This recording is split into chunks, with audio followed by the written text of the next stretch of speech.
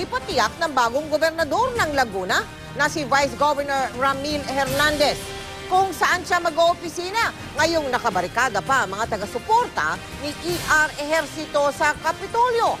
Hinihingi naman ng Korte Suprema ang panig ng COMELEC kaugnay sa petisyon ni Ejercito na pigilan ang pag-alis sa kanya sa pwesto.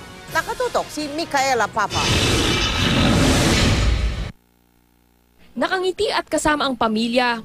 Hi, Ramil L. Hernandez. Nanumpa na si Laguna Vice Governor Ramil Hernandez bilang bagong gobernador ng lalawigan. Alas 4 ng hapon dito sa tanggapan ng COMELEC sa Intramuros, Manila. Paglaps po ng 5 days na binigay ng COMELEC ay mawawala na po ng bisa o kapangyarihan si Governor Ejercito. So technically wala na pong gobernador ng Laguna, kaya kailangan ko pong manumpa para po naman hindi pagambala yung pong serbisyo at yung pong operasyon ng probinsya. Ito ay matapos maghain kahapon sa COMELEC ang petitioner at dating kumandidatong gobernador na si Egay San Luis ng urgent motion na ipatupad na ang unanimous decision ng COMELEC on Bank.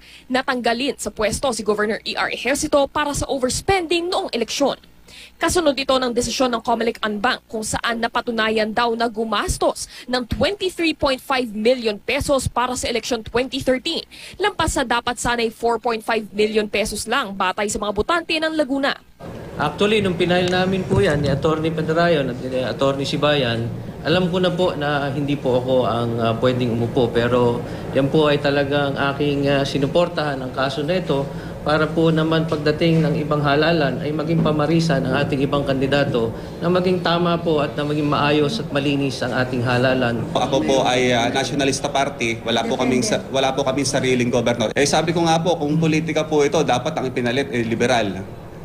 Sa ngayon, di pa raw malinaw kay Hernandez ang mga detalye ng turnover. Hindi pa rin niya masagot kung saan mag-o-opisina dahil nagbabarikada sa Kapitolyo si Ejercito at kanyang supporters. Sabi ng COMELEC, bukas ilalabas nila ang writ of execution na siyang formal na magpapatupad ng pag-upo ni Hernandez sa pwesto. Bibigyan rin ng kopya ng writ of execution si Ejercito. Hanggat hindi na isi-serve sa kanya, hindi pa rin technically siya pa rin na nakaupo.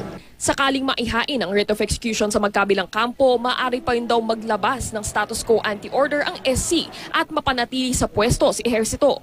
Ngunit kung hindi siya makakuha ng ruling mula sa Korte Suprema at nanatili pa rin sa pwesto, maaari raw sampahan si Ejercito ng contempt o di kaya usurpation of authority.